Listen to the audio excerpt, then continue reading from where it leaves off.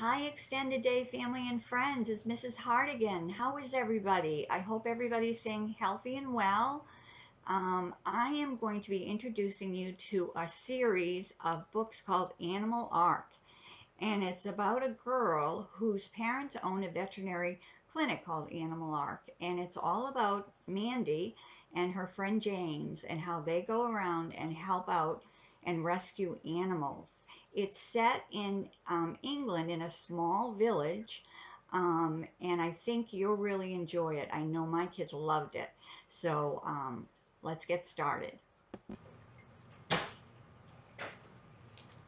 All right, the first story in our series is Kittens in the Kitchen by Ben M. Baglio, Chapter 1. Mandy, you're very eager to get to school all of a sudden, Dr. Adam Hope said. He watched his daughter stuff old newspapers into her backpack. She flung on her school jacket and flicked a brush through her dark blonde hair and snatched a mouthful of toast. It's only 10 to 8. Are you sure you're okay? Very funny, Mandy said. Of course I'm okay. It's just a special day, that's all. She fed her rabbits and done her morning chores at Animal Ark. Simon, the nurse, had come in to look after the animals and take temperatures and give medicines. Now she was free to go. School trip? Dr. Adam took a guess as Mandy unlocked her bicycle and padlock and put on her bike helmet. He got no reply. New boyfriend. Ha ha, Mandy said. No time now, Dad. I'll tell you later. She set off up the driveway, her long legs pedaling like mad. She waved at her mother. What's the rush? Dr. Emily Hope rolled down her car window. But Mandy had already sped by under the wooden sign, Animal Ark Veterinary Clinic. She took one look back at the old stone cottage with its modern vet's extension to the rear. Then she pedaled hard again.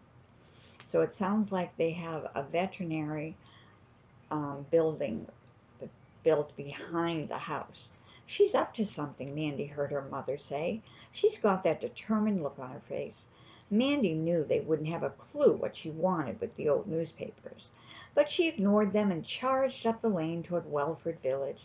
She'd keep her mystery until evening, after her mother came back from her round of visits to the sick cats, dogs, goats, and hamsters that made up the busy practice of Animal Ark. She gave her mom and dad one last wave before she turned out onto the road. See you later, she yelled.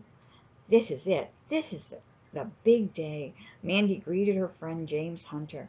As usual, his straight brown hair flopped onto his forehead, and his glasses sat halfway down his nose. Hi, he said. Do you realize I dragged myself out of bed half an hour early to meet you outside this rotten store? He was breathless from pedaling. My dad nearly dropped dead with shock. Come on, Mandy said, ignoring his protest. Let's go and see. Mandy and James rode their bicycles out of Welford on the 2-mile stretch into Walton, past all the sleepy cottages and wide-awake farms with their collie dogs at the gate. She never once stopped chattering. It's going to be today, I know it. She had a feeling about these things. James nodded and panted to keep up. I'm so excited I can hardly wait. The ground sped by under their wheels. She's been looking for a warm, dry place, and that's always a sign. Anyway, she refused her food yesterday. James nodded again in agreement. I did see her on the custodian's porch yesterday after school, behind the stack of logs. She's a very smart cat. They pedaled down the final hill. Mandy's short hair blew back in the wind. The new one-story houses of Walton greeted them, spick and span. Walton Moore School lay behind the housing development, another new building that backed onto open countryside. Mandy and James rode through the gate into the deserted playground. Mr. Williams, the custodian, strode through the yard, setting out parking cones for the garbage truck. It was Thursday, trash collection day. Morning, Mandy called, with James running to catch up, but Mr. Williams was a man of few words. He ignored her greeting. Shh, now, Mandy warned James. They'd left their bikes locked up in the shed and came up behind the custodian's house. We don't want to disturb her. Carefully they peered over the beech hedge, neatly trimmed by Mr. Williams. They scanned his pink rose bushes and the porch at the back of his house. "Mandy," James dared to whisper, "does Mr. Williams know about this?" He was cleaning his glasses on his school sweater. "I mean, what will he say if he finds us snooping around on his porch?" "He won't mind," Mandy whispered back. "How could anyone mind about animals? Mrs. Williams sometimes puts out food. I bet that's why Walton has chosen their porch to have her babies on." Mandy's face shone with excitement. Walton! James didn't realize the cat had a name.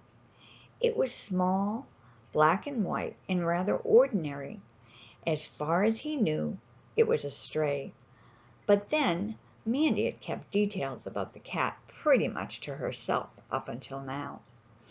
"I named her after the school," Mandy said. "According to Mrs. Williams, she just turned up on the main doorstep one night, dumped inside a plastic bag with tiny air holes to breathe through. Can you believe it? People can be so cruel." Mandy could feel the prick of tears in her eyes even now. She was only a young cat, and someone just dumped her. She sniffed and tried to pull herself together. "She would have died if I hadn't come along the next morning and gone to the teacher's room for some milk for her. She was really neglected. I had to build her up." She squared her shoulders. "Anyway, that was 6 weeks ago. She's a school cat now, only a sort of half stray. So it's up to us to look after her." With that, Mandy eased open the back gate into the Williamses' garden. "Walton! Walton!" she coaxed, bending low and looking under the raised porch into the dark space there. James peered up onto the porch itself, behind the stack of logs. No cat. "Walton!" Mandy called a bit more loudly. A black and white shape trotted across the long shadows of the lawn and over the flower bed. A round, heavy shape, nearly as wide as she was long, with a low belly. James spotted her first. "Mandy, look!" he said. Mandy breathed a sigh. They'd gotten here in time. "Hello, Walton," she said. "Here's a nice comfy place for you to give birth to your lovely kittens." She climbed the porch steps. The cat followed.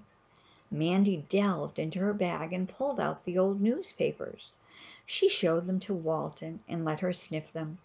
"See, nice and warm and dry." Then she and James banked up some of the logs to make a sort of den for Walton. They lined it with the newspapers, carefully overlapping them in thick layers. "See," Mandy said again. Walton brushed against Mandy's bare legs. She tilted her head up towards a special bed of logs and newspaper. Her delicate nose and whiskers seemed to approve, for she climbed slow and heavy up onto the ledge. "It's in the sun, nice and warm," James said. "Good idea." He grinned at Mandy, then blushed. In the distance the morning bell sounded. "Was that the bell?" he asked. Then he shot off for homeroom before Mandy could reply. "You hear that, Walton?" Mandy said. "That's the bell. I have to go." But she felt the strong pull that the cat had over her. Perhaps it was because she, Mandy Hope, age 13, of Animal Ark, Welford, Yorkshire, England, was very like Walton, the school cat. They were both adopted. Her own parents had died in a car crash, too early for her to remember them, and Adam and Emily Hope had taken her in. Now she would do the same for Walton. Softly she stroked the cat. Then she caught hold of herself. "I'll stop fussing now and leave you to cope." She knew animals liked privacy at this time. No one will bother you, and I'll be back later to see how you're getting along." Quietly, she backed down from the porch. Then quickly she cut across the garden, through the gate, and over the asphalt of the playground. The second bell had rung.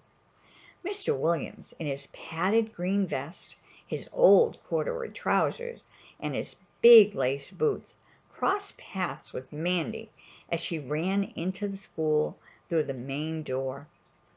As usual, he only grunted, head down and grumpy. Mandy thought it was best not to say anything to him about Walton and her arrangements for the birth. Leave it till later. Even Mr. Williams' heart would melt once he saw Walton's kittens nestling on his back porch. Mandy rushed into class. She tried and failed to concentrate all the way through math, geography, and English. At 3:30, James was waiting for Mandy at the lockers. "Ready?" he asked. Animals were the most important thing in James's life, too. Dodging the crowds, they sprinted together up the slope to the custodian's house. Mandy could hardly breathe, she was so excited. This was Walton's big day. "Walton!" Mandy called, opening the gate and crossing the lawn. They turned the corner up onto the porch. Mandy half closed her eyes. There Walton would be, tucked in her newspaper bed, shielding her new kittens. She couldn't wait. She opened her eyes. The bed was empty, clean and dry and quite empty. Mandy looked at James. They felt the bottom of the world fall apart. "Where is she?" James gasped. Mandy shook her head. "It's today. I'm sure it's today." She couldn't understand it. She'd seen enough cats giving birth to kittens at Animal Ark to know just how they looked when the great day came.